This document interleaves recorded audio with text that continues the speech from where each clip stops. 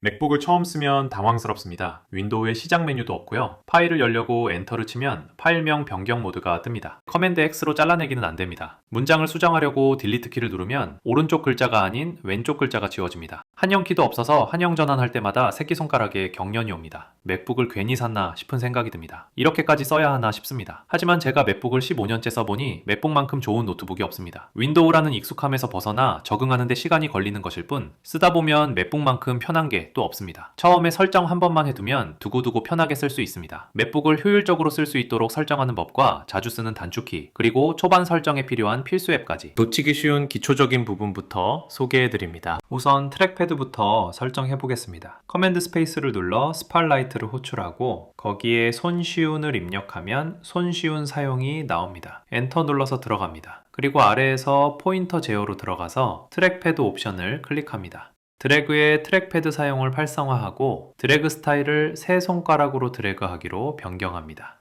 그리고 설정 아래에서 트랙패드를 선택, 이동 속도를 적당히 조절합니다. 다시 스팟라이트를 호출하고 독을 입력합니다. 자동으로 독 가리기와 보기를 파란색이 보이도록 활성화합니다. 바탕화면을 클릭하면 현재 활성화되어 있는 창들이 화면 바깥으로 사라지는데요. 저는 이 기능이 불편해서 스테이지 매니저에서만 사용하도록 설정합니다. 항목 보기는 데스크탑의 아이콘을 표시할지 말지 선택하는 옵션입니다. 그리고 제일 아래에 내려가면 핫 코너라는 메뉴가 있는데 왼쪽 하단에 디스플레이 잠자기를 설정합니다. 이제 잠시 화면을 꺼야 할 경우 커서를 왼쪽 하단으로 보내면 화면이 꺼지게 됩니다. 맥 내부에서 파일을 드래그 앤 드롭을 하면 파일이 이동됩니다. 하지만 외장 드라이브로 드래그 앤 드롭을 하면 파일이 복사가 됩니다. 내부에 드래그할 때 옵션 키를 누르면 복사가 됩니다. 드래그할 때 커맨드와 옵션을 같이 누르면 가상본이 생성됩니다. 윈도우의 바로가기와 같은 기능입니다. 맥 배경화면에 파일과 폴더가 어질러진 모습을 본 적이 있을 겁니다. 바탕화면에서 우클릭 후 다음으로 정렬, 자동 격자 정렬을 눌러주면 윈도우처럼 격자로 정렬이 되고요. 스택 사용 활성화를 누르면 설정된 스택에 따라 자동으로 정렬이 됩니다. 보기 옵션에서 스택의 종류를 지정할 수 있고 정렬 방식도 지정할 수 있습니다. 저는 스택은 종류로 설정하고 정렬은 추가된 날짜로 사용합니다. 그 외에도 아이콘 크기, 격자 간격, 텍스트 크기 등이 조정 가능합니다. 이번에는 홈브루 설치를 해보겠습니다. 홈브루는 맥에서 간단하게 프로그램을 설치할 수 있는 오픈소스 패키지 관리 프로그램입니다. 많은 강력한 무료 앱들을 홈브루를 통해 설치할 수 있으니 꼭 사용해 보시길 바랍니다. 설치 방법은 구글에 홈브루라고 검색하시면 공식 페이지가 나옵니다. 사이트에 설치 명령어가 있습니다. 우측에 클립보드 아이콘을 눌러 복사를 합니다. 그리고 스팟라이트에 TER을 입력해서 터미널을 실행합니다. 커맨드 V를 눌러 붙여놓고 엔터를 치면 비밀번호를 입력하라고 나옵니다. 맥의 비밀번호를 입력하면 됩니다. 설치하려면 엔터를 누르라고 나옵니다. 엔터를 치고 잠시 기다리면 설치가 완료됩니다. 한영 전환을 편하게 하기 위해 카라비너를 설치해 보겠습니다. 구글에 카라비너를 검색하시거나 고정 댓글에 카라비너 설치 주소를 복사해서 터미널에 입력합니다. 엔터를 눌러 실행하면 비밀번호 입력을 요구합니다. 맥 비밀번호를 입력하고 엔터를 치면 설치가 됩니다. 스팟라이트로 카라비너를 실행하면 권한 설정 창이 뜹니다.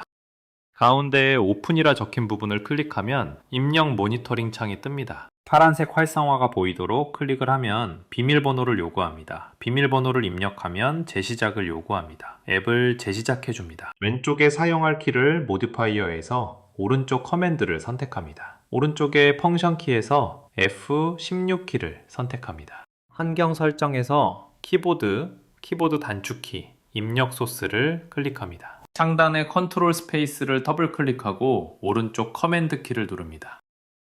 오른쪽 커맨드에 F16키가 배정되었습니다. 이제 오른쪽 커맨드 키로 한영 전환이 가능합니다. 다음에는 파인더를 효과적으로 사용하는 법입니다. 파일을 관리하기 위해 파인더를 자주 쓰게 될 텐데요. 트랙패드보다 키보드로 작업 시 속도가 상당히 빨라지니까 자주 쓰는 기능들의 단축키를 외워두면 편합니다. 처음에 파인더를 켜면 어디에 뭐가 있는지 파악하기 힘듭니다. 우선 커맨드 옵션 P를 눌러 경로바를 활성화합니다. 커맨드 슬래시 키를 눌러 상태바를 활성화합니다. 이제 내가 어디서 작업 중인지 하단에서 확인이 가능합니다. 기본적으로 방향키를 통해 이동이 가능합니다. 목록 보기 모드에서는 좌우키를 이용해 폴더를 펴고 접을 수 있습니다. 커맨드 키와 상하키 조합으로 상위 폴더, 하위 폴더로 이동이 가능합니다. 파일 위에서 커맨드와 아래 방향키를 누를 경우 파일이 실행됩니다. 아래로 들어가고 위로 빠져나온다고 생각하면 직관적입니다. 실행 중인 창 닫기는 커맨드 W이고 프로그램 종료는 커맨드 Q입니다. 종료를 하지 않으면 백그라운드에 남아있으니 작업이 끝나면 커맨드 Q로 종료를 해주세요. Shift를 누르고 방향키를 누르면 연속된 파일을 선택할 수 있습니다. 연속된 파일을 복사하거나 삭제할 때 사용할 수 있습니다. 폴더 내의 전체를 선택하고 싶으면 커맨드 A를 누르면 됩니다. 복사는 커맨드 C이고 붙여넣기는 커맨드 V입니다. 선택된 파일의 삭제는 커맨드 딜리트이고 실수로 삭제해서 복구하고 싶다면 실행 취소인 커맨드 Z를 누르면 됩니다. 실행 취소한 것을 다시 실행하고 싶으면 커맨드 Shift Z를 누르면 됩니다. 윈도우와 동일한데 컨트롤이 커맨드로만 바뀐 거라 쉽게 적응할 수 있습니다. 여러 개의 개별 파일 선택은 커맨드를 누르고 마우스나 트랙패드로 개별 파일을 선택해야 합니다. 같은 앱에서 다른 창으로 이동하고 싶을 때는 커맨드 백틱을 입력하면 됩니다. 백틱은 탭키 상단의 물결 아래의 기호입니다. 맥은 잘라내기가 없습니다. 대신 커맨드 C로 복사를 하고 커맨드 옵션 V를 이용하면 이동이 됩니다. 파인더에서 엔터키는 파일 또는 폴더 명의 변경으로 작동합니다. 스페이스는 미리 보기 기능으로 거의 모든 문서, 사진 등을 빠르게 임시로 띄워줘서 내용을 확인하기에 편리한 기능입니다.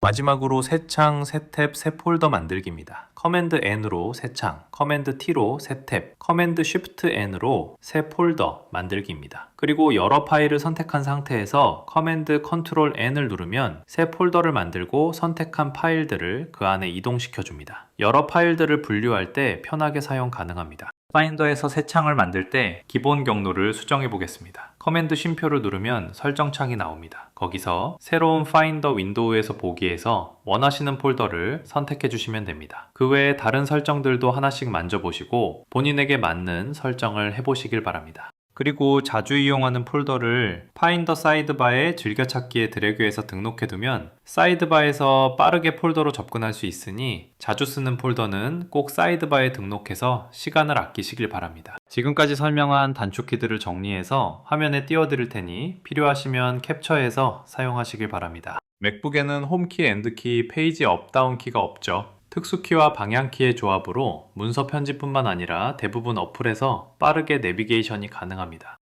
윈도우의 홈과 엔드키에 대응하는 단축키는 커맨드와 상하 방향키입니다. 페이지 업, 다운에 대응하는 키는 컨트롤과 상하 방향키입니다. 그리고 커맨드와 좌우 방향키는 문장의 처음과 끝으로 이동하고요. 옵션과 좌우 방향키는 단어 단위로 이동합니다. Shift와 방향키 조합으로 구역을 선택할 수 있고요. 맥북의 딜리트는 윈도우의 백스페이스처럼 작동하는데 펑션 키를 누르고 딜리트 키를 누르면 윈도우의 딜리트와 동일하게 커서 위치의 오른쪽을 지웁니다. Shift와 방향키 조합으로 구역을 선택해서 딜리트를 이용해서 지우는 방법도 효과적입니다. 이 특수키와 방향키 조합과 자주 쓰는 단축키들은 맥을 사용하다 보면 자연스레 익혀집니다. 하지만 갑자기 기억이 안 날 때가 있죠. 단축키를 언제든지 쉽게 확인할 수 있는 키클루라는 앱이 있습니다. 바로 설치해 보겠습니다. 터미널에서 키클루 설치 명령을 입력합니다. 고정 댓글에서 복사하세요. 설치가 완료되면 키클루를 실행합니다. 마찬가지로 퍼미션을 요구하는데요. 클릭하고 손쉬운 사용에서 키클루를 활성화해 줍니다. 설치가 완료되었습니다. 이제 사용 중에 단축키가 생각이 안 나면 왼쪽 커맨드 키를 2번 연속으로 빠르게 눌러주면 전체 단축키를 한눈에 볼 수 있도록 화면에 띄워줍니다. 앱마다 고유 단축키도 표시해주니 평소에 자주 쓰는 기능의 단축키를 그때그때 참고하며 자주 사용을 해보시길 바랍니다. 단축키만 잘 써도 평소에 시간을 많이 절약할 수 있을 겁니다.